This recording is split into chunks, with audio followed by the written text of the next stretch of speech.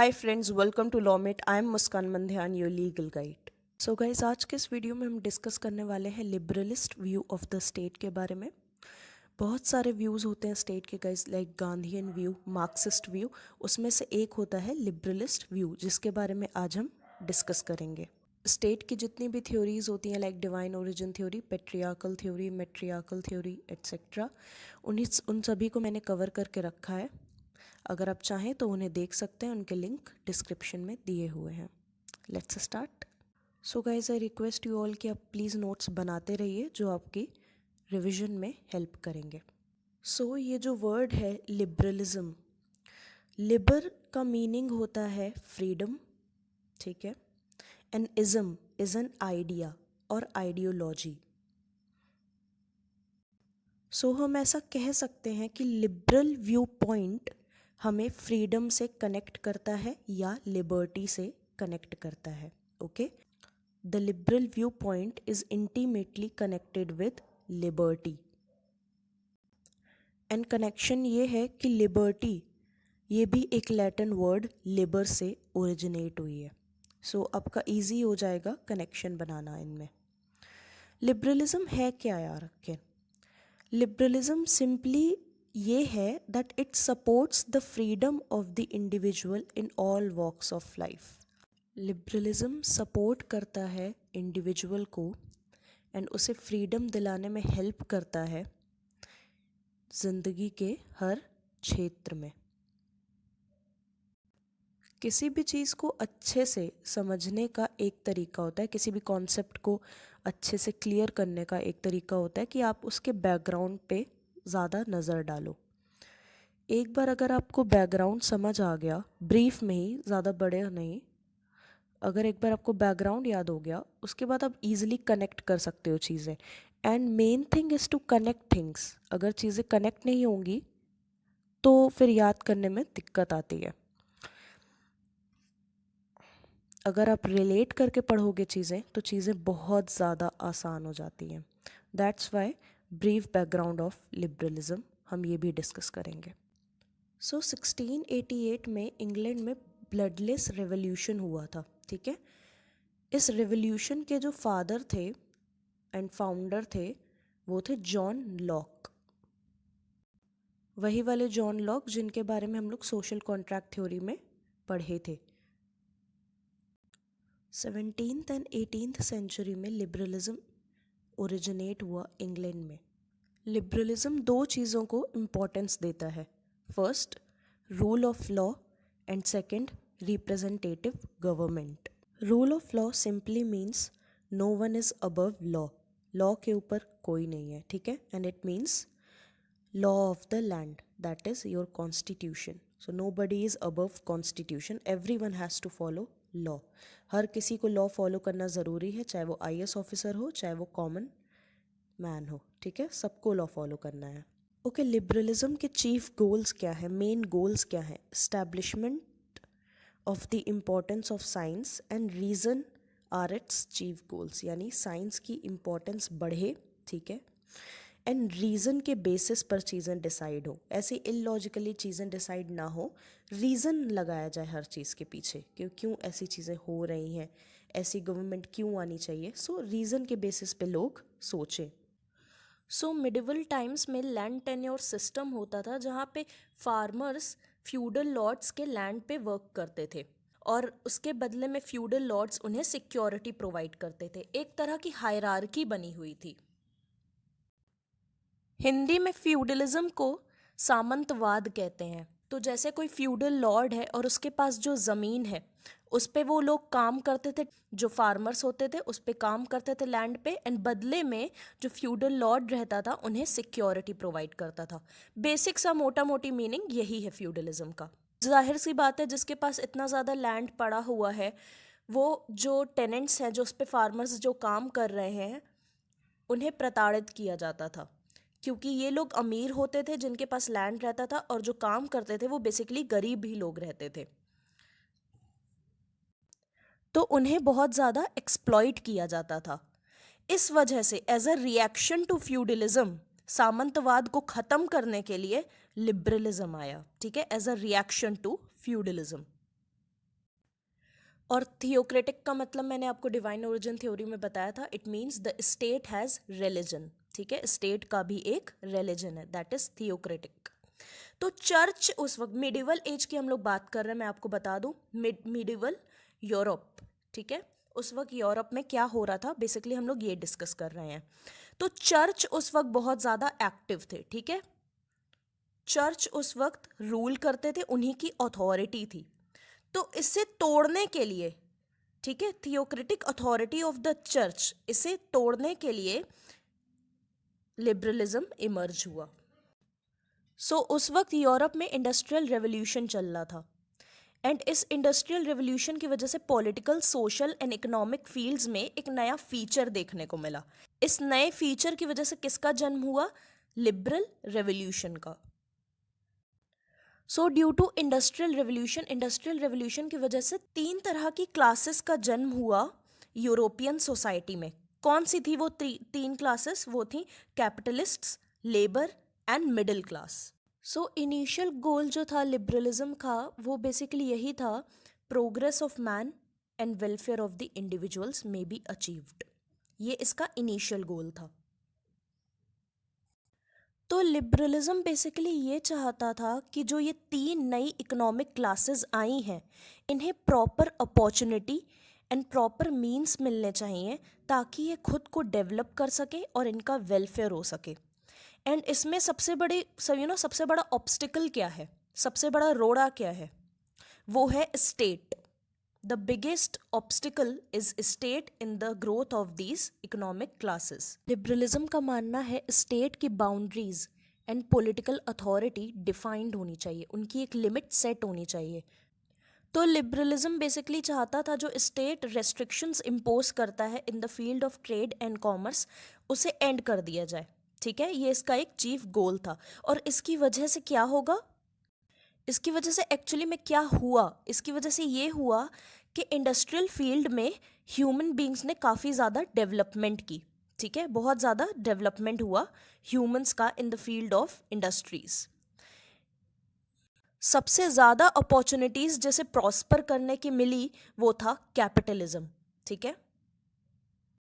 और लिबरलिज्म इस चीज़ को भी सपोर्ट करता है कि इंडिविजुअल्स को इकोनॉमिक फील्ड्स में पूरे पूरे राइट्स दिए जाएं, फुल राइट्स दिए जाएं इंडिविजुअल्स को इकोनॉमिक फील्ड्स में। क्यों? क्योंकि इंडिविजुअल खुद से ज़्यादा अच्छे से समझता है कि उसका इंटरेस्ट क्या है एंड उसका वेलफेयर किस में है, इसलिए उसे फुल राइट्स दिए जाने चाहिए।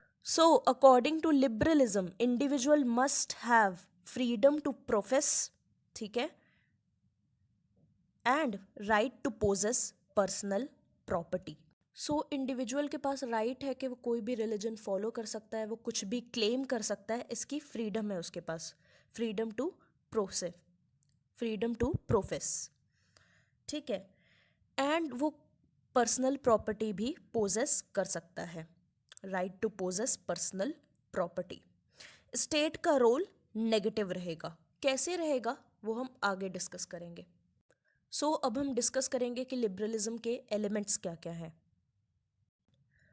स्टेट जो रेस्ट्रिक्शंस इम्पोज कर रहा है वो एक तरह की बाधा है फ्रीडम में, लिबर्टी में, एंड लिबरलिज्म का चीफ गोल यही है कि उस बाधा को हटाया जाए एंड इंडिविजुअल्स को कोअर्सिव अथॉरिटी जो है स्टेट की, उससे बचाया जाए। कोअर्सिव अथॉरिटी का बेसिक सा मीनिंग है यानी ज़ोर ज़बरदस्ती करके जो स्टेट काम करवाता है इंडिविजुअल से, अपने लॉज मनवाता है, उससे इंडिविजुअल्स को बचाता है लिबरलिज्म, जैसे पनिशमेंट के डर से कोई काम करवाना etcetera. According to liberalism state की एक्टिविटी मिनिमम होनी चाहिए, ठीक है, मैक्सिमम नहीं। एंड दस लिबरलिज्म किस टाइप की गवर्नमेंट को सपोर्ट करता है? वो रिप्रेजेंटेटिव टाइप की गवर्नमेंट को सपोर्ट करता है। Liberalism is the supporter of representative democracy. तो क्या हम कह सकते हैं कि स्टेट के ऊपर कोई नज़र रखा हुआ है, एंड स्टेट के ऊपर जो नज़र रखा हुआ है वो है लिबरलिज्म। तो लिबरलिज्म क्या हुआ? वॉचमैन। यहाँ पे लिबरलिज्म का रोल एक तरह से वॉचमैन की तरह है, ताकि स्टेट ऑटोक्रेटिक बनकर इंडिविजुअल्स को परेशान ना करे और उन्हें स्लेव्स ना बनाए अपना। इंस्टेड इंडिविजुअल को पूरी प्रोटेक्शन मिलनी चाहिए रूल ऑफ लॉ से। रूल ऑफ लॉ वही है law of the land, that is constitution. Constitution से प्रोटेक्शन मिलना चाहिए इंडिविजुअल को, ताकि स्टेट अपनी अथॉरिटी ज़बरदस्ती इंडिविजुअल्स के ऊपर इम्पोज ना करे। तो इंडिविजुअल्स जो हैं वो स्टेट को कंट्रोल करते हैं, कैसे? रिप्रेजेंटेटिव डेमोक्रेसी के थ्रू। अपनी सरकार को चुनकर, अपने नेता को चुनकर एक तरह से वो नज़र रख रहे हैं स्टेट को, स्टेट के ऊपर, एंड स्टेट को कंट्रोल कर रहे हैं। तो अब देखते हैं वो कौन से 3 एलिमेंट्स हैं जिनको एम्फेसाइज करता है लिबरलिज्म। तो इंडिविजुअल्स को पूरी पूरी अपॉर्चुनिटी मिलनी चाहिए, उन्हें हर वो मौके मिलने चाहिए ताकि वो खुद को डेवलप कर सकें, अपनी पर्सनालिटी को निखार सकें, ठीक है, स्टेट में रहकर।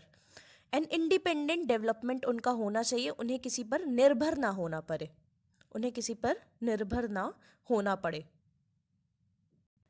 तो जब इंडिविजुअल की पर्सनालिटी इंडिपेंडेंटली डेवलप होगी और वो किसी पर निर्भर नहीं रहेगा, तो इससे उस इंडिविजुअल को भी फ़ायदा होगा एज वेल एज सोसाइटी को भी बहुत बेनिफिट होगा। ऐसी पॉलिसीज़ एंड इंस्टीट्यूशंस जो कि इंडिविजुअल को एंकरेज करते हैं कि वो अपनी पर्सनालिटी को डेवलप कर सके इंडिपेंडेंटली और उसे फ्रीडम मिल सके आगे बढ़ने के लिए, ऐसे इंस्टीट्यूशंस और पॉलिसीज़ को रोकना नहीं चाहिए, इन्हें डिसकंटिन्यू नहीं करना चाहिए, इंस्टेड इन्हें और बढ़ावा मिलना चाहिए स्टेट में। सो यही 3 एलिमेंट्स हैं लिबरलिज्म के। सो अब हम स्टेट के रोल की बात करेंगे।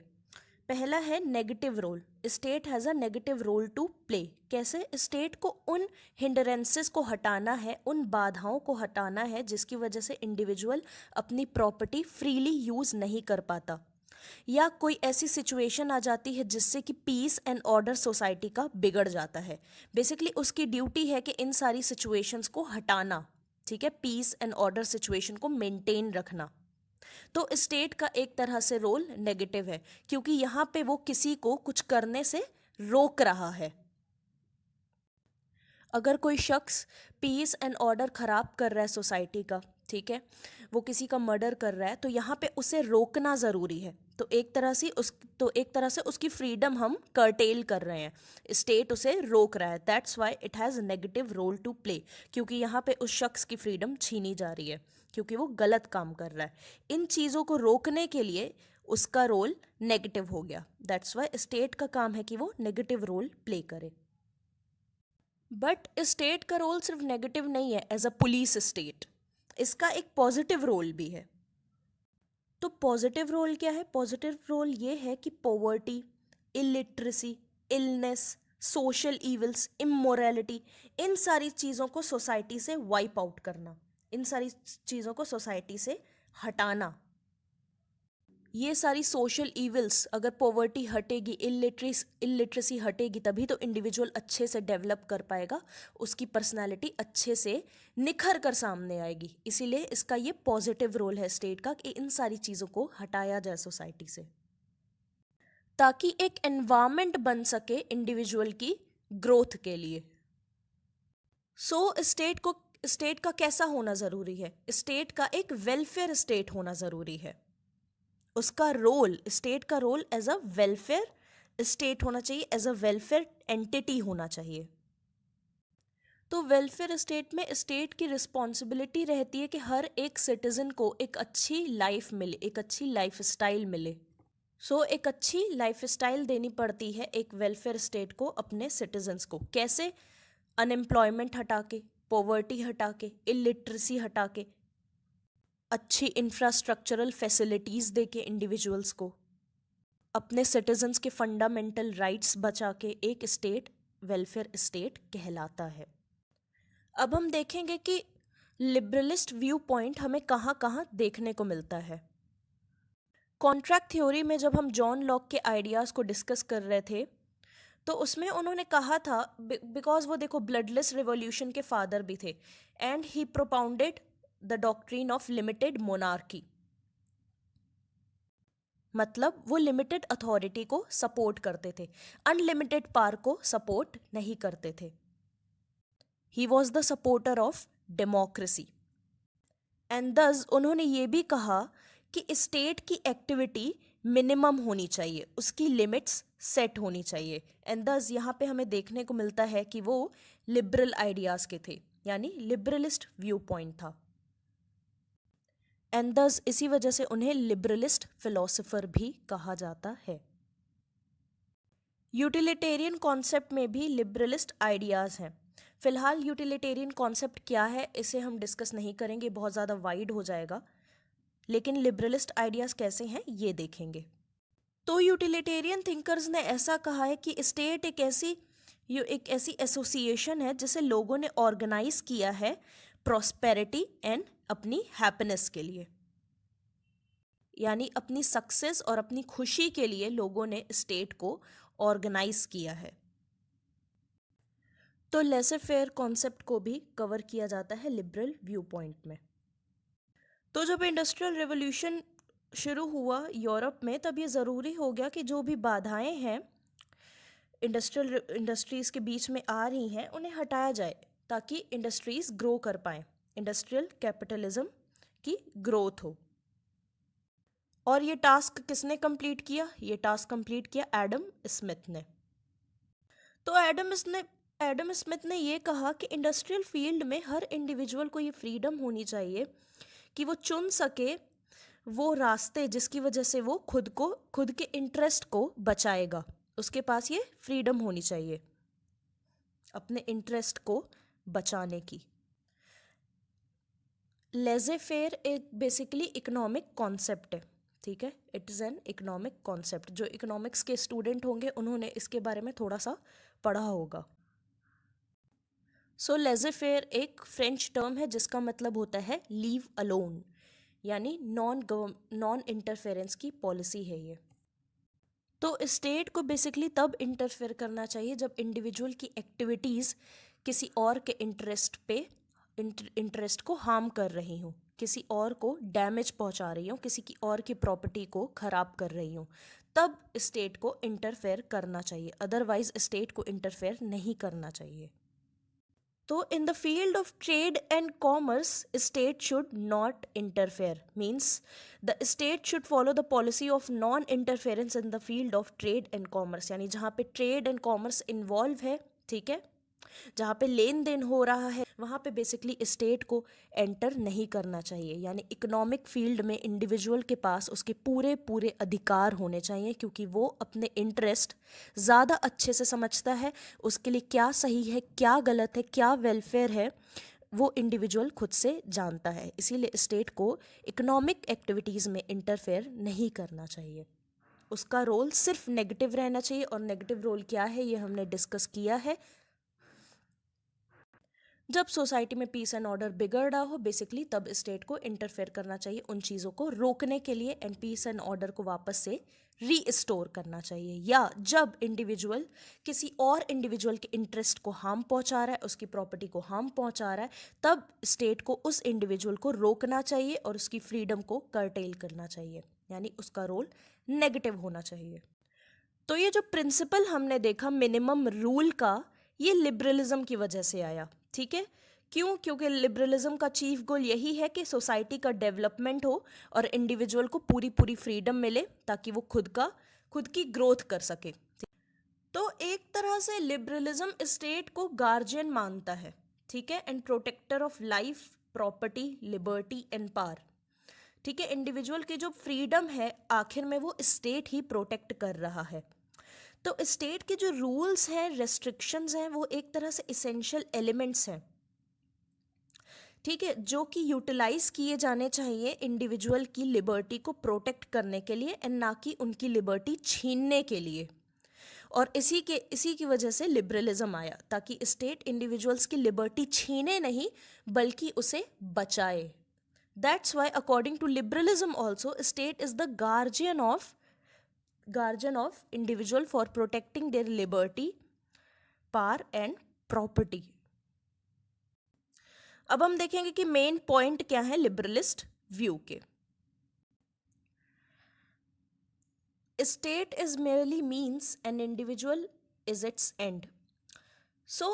इंडिविजुअल्स स्टेट को यूटिलाइज करते हैं अपने इंटरेस्ट और वेलफेयर के लिए, अपने इंटरेस्ट को अचीव करने के लिए, अपने गोल्स को पाने के लिए इंडिविजुअल्स स्टेट का इस्तेमाल करते हैं। सो स्टेट एक मीन्स है जिसकी वजह से इंडिविजुअल्स अपना एंड गोल अचीव करते हैं। तो कोई भी जस्टिफिकेशन नहीं है कि क्यों स्टेट एग्जिस्ट करता है, ठीक है। अगर स्टेट इंडिविजुअल्स को गोल अचीव करने में हेल्प नहीं कर सकता, देन स्टेट या तो बदल दिया जाना चाहिए या तो पूरी तरीके से डिस्ट्रॉय कर दिया जाना चाहिए। सो अगर स्टेट इंडिविजुअल्स को moral, spiritual and all over welfare नहीं दिला सका, ठीक है, उन्हें वो अचीव करने में हेल्प नहीं कर सका, देन स्टेट का चेंज हो जाना या डिस्ट्रॉय हो जाना ही सही रहेगा अकॉर्डिंग टू लिबरलिज्म। सेकेंड है, state is an artificial and man made institution. So individuals ने स्टेट को अपनी कन्वीनियंस के लिए ही क्रिएट किया है। तो इंडिविजुअल्स जब चाहे स्टेट को अमेंड कर सकते हैं, चेंज कर सकते हैं अपनी कन्वीनियंस एंड नीड्स के अकॉर्डिंग। तो हम देख सकते हैं स्टेट की कोई अलग सी सेपरेट सी पर्सनालिटी नहीं है या उसकी सेपरेट एग्जिस्टेंस नहीं है। इंडिविजुअल की एग्जिस्टेंस ही स्टेट की एग्जिस्टेंस है। अगर इंडिविजुअल्स खुश रहेंगे तो स्टेट की एग्जिस्टेंस रहेगी, अगर इंडिविजुअल्स का वेलफेयर होगा तो स्टेट की एग्जिस्टेंस बनी रहेगी और स्टेट का भी वेलफेयर होगा। तो इंडिविजुअल का और स्टेट का वेलफेयर एक है। यहाँ पे इंडिविजुअल और स्टेट के बीच में कोई भी सेपरेशन नहीं है। अगर इंडिविजुअल है तो स्टेट है। इंडिविजुअल्स का पार्टिसिपेशन बहुत बहुत नेसेसरी है स्टेट के वेलफेयर एंड एग्जिस्टेंस के लिए। सो हमने देखा कि लिबरलिज्म किस तरह से इंडिविजुअल की पर्सनैलिटी और ग्रोथ को इम्पोर्टेंस देता है। इसी वजह से लिबरलिज्म ने नेचुरल राइट्स का भी कॉन्सेप्ट प्रोपाउंड किया। तो जो नेचुरल राइट्स हैं वो फंडामेंटल राइट्स होते हैं इंडिविजुअल के, जिन्हें अबॉलिश नहीं किया जा सकता, जिन्हें ख़त्म नहीं किया जा सकता। नेचुरल राइट्स स्टेट नहीं देता, ठीक है, एंड दस उन्हें ख़त्म भी नहीं किया जा सकता, ना ही उन्हें कम किया जा सकता है। वो जितने मिले हैं, जिस इंडिविजुअल को मिले हैं, वो उन्हीं के पास रहेंगे। सो ना तो स्टेट नेचुरल राइट्स क्रिएट कर रहा है और ना तो ये नेचुरल राइट्स स्टेट को दे रहा है। स्टेट की बस सिंपल सी इतनी सी ड्यूटी है कि उसे उन नेचुरल राइट्स को प्रोटेक्ट करना है, उसे एक गार्जियन का कैरेक्टर निभाना है, ठीक है। एज अ गार्जियन उसे उन नेचुरल राइट्स की सेफ्टी इंश्योर करनी है, उन्हें प्रोटेक्ट करना है। यही स्टेट का रोल है। अब पॉलिटिकल अथॉरिटी का बेसिस क्या है, ठीक है, कहाँ से वो पॉलिटिकल अथॉरिटी आ रही है। So the basis of political authority and system is people's consent. तो अगर कोई भी रेस्ट्रिक्शन लोगों पर लगाया जा रहा है, ठीक है, रिलेटेड टू पॉलिटिकल अथॉरिटी, तो उस रेस्ट्रिक्शन लगाना चाहिए या नहीं, इसका कंसेंट लोगों से पहले लेना चाहिए, ठीक है। लोग अगर परमिशन देंगे कि हाँ ये रेस्ट्रिक्शन हमारे ऊपर लगना चाहिए, तभी वो रेस्ट्रिक्शन लगेगा। It is based on people's consent. Fifth point एक तरह का रेपिटेशन ही है। ये बोला स्टेट का पर्पस क्या है। स्टेट जो कि मैन मेड मशीनरी है, ठीक है, उसका पर्पस सिर्फ इतना है कि वो इंश्योर करे इंडिविजुअल्स का वेलफेयर। तो लिबरलिस्ट व्यू ये कहता है कि अगर स्टेट फेल हो गया इंडिविजुअल का वेलफेयर अचीव करने में, ठीक है, उनकी पर्सनैलिटी को डेवलप करने में, उन्हें प्रॉपर एनवायरनमेंट देने में, देन इंडिविजुअल्स पूरी तरीके से फ्री हैं कि एक रेवोल्यूशन शुरू कर दें या वो रिवोल्ट कर दें टू चेंज द गवर्नमेंट और स्टेट। वो पूरी तरीके से फ्री हैं गवर्नमेंट को बदल देने के लिए, एक रिवॉल्यूशन के थ्रू या एक रिवोल्ट के थ्रू। सो ये बहुत ज़्यादा ज़रूरी है इंडिविजुअल की फ्रीडम के लिए एंड उसका इंटरेस्ट बचाने के लिए कि स्टेट और रिलीजन को अलग अलग ही रहना चाहिए, ठीक है। मतलब स्टेट को थियोक्रेटिक नहीं होना चाहिए, इंस्टेड सेक्युलर होना चाहिए। थियोक्रेटिक का मतलब मैं आपको फिर से बता देती हूँ, state has a religion, state का खुद का एक रिलीजन है, and secular means state has no religion. India is a secular country, right. लेकिन सऊदी अरेबिया हो गया या ईरान हो गया, दीज आर थियोक्रेटिक स्टेट्स। इस्लाम यहाँ पे फॉलो होता है। तो स्टेट का एक रिलीजन है, ठीक है, Islam is the religion which is followed by Saudi Arabia which makes it a theocratic state. तो लिबरलिस्ट व्यू ने हमें यहाँ पे कौन सा कॉन्सेप्ट दिखाया, रिलीजियस लिबर्टी का, और ये भी बताया कि स्टेट का इंटरवेंशन नहीं होना चाहिए रिलीजियस अफेयर्स में।